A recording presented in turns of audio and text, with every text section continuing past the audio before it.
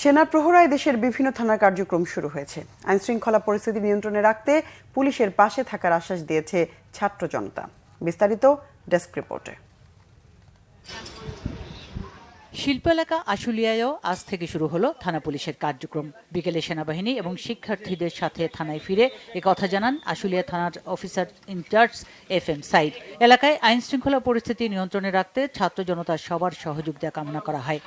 Bangladesh police আসলে আপনাদের এই আন্তরিকতা দেখে আমরা আসলে মুগ্ধ। আসলে আমরা বেসিক্যালি আমরা মানসিকভাবে খুবই ছিলাম। যাক, এখন এটা দেখার পরের থেকে আমাদের শক্তি দ্বিগুণ হয়ে গেছে। আমরা আগামী দিনগুলোতে আমাদের এই ছাত্রছাত্রী ভাই বোনদের নিয়ে, আমাদের এলাকাবাসীকে নিয়ে, আপনার সাংবাদিক বৃন্দ নিয়ে এবং আমাদের পিছনে আমাদের আর্মির ভাইরা আছেন, সবাইকে সম্মিলিতভাবে নিয়ে আমরা ইনশাআল্লাহ আইন শৃঙ্খলা পরিস্থিতি যতটা দ্রুত সম্ভব আমরা নিয়ন্ত্রণে নিয়ে আসবো। আমরা চাই আমাদের এই আশুলিয়া থানার যত SI OC থেকে শুরু করে নিম্নপদস্থ কর্মকর্তা যারাই আছেন সকলের সাথে মিলেমিশে আমরা কাজ করতে চাই। 6 দিন পর চালু হয়েছে সিরাজগঞ্জের এনায়েতপুর থানা পুলিশের কার্যক্রম।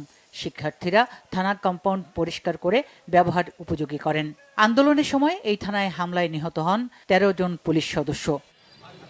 এদিকে রাজশাহী মহানগর ও জেলা পুলিশের 20টি থানার কার্যক্রম শুরু হয়েছে। জেলা প্রশাসকের সম্মেলন কক্ষে বৈষম্য বিরোধী ছাত্র আন্দোলনের সমন্বয়কদের সাথে বৈঠকে পুলিশ সুপার সাইফুর রহমান ছাত্রদের সহযোগিতা চান।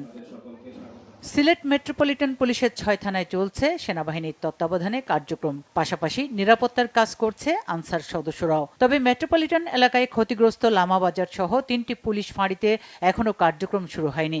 এছাড়া জেলা পুলিশের বিভিন্ন থানায়ও কার্যক্রম শুরু হয়েছে।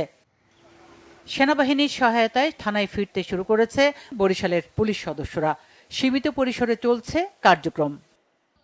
কুমিল্লার বিভিন্ন থানায়ও সীমিত পরিসরে কার্যক্রম শুরু হয়েছে। থানাগুলোর নিরাপত্তায় মোতায়েন রয়েছে সেনা সদস্যরা। পুলিশের কার্যক্রম গত কয়েকদিন বন্ধ থাকার পর আবারও শুরু হয়েছে সাতক্ষীরার কলারোয়া থানার কার্যক্রম। সাতক্ষীরার 33 BGB ব্যাটালিয়নের আয়োজনে সকালে থানার সভাকক্ষে এক মতবিনিময় সভার মধ্য দিয়ে কার্যক্রমের উদ্বোধন হয়। অনুষ্ঠানে সভাপতিত্ব করেন BGB অধিনায়ক লেফটেন্যান্ট কর্নেল আশরাফুল হক।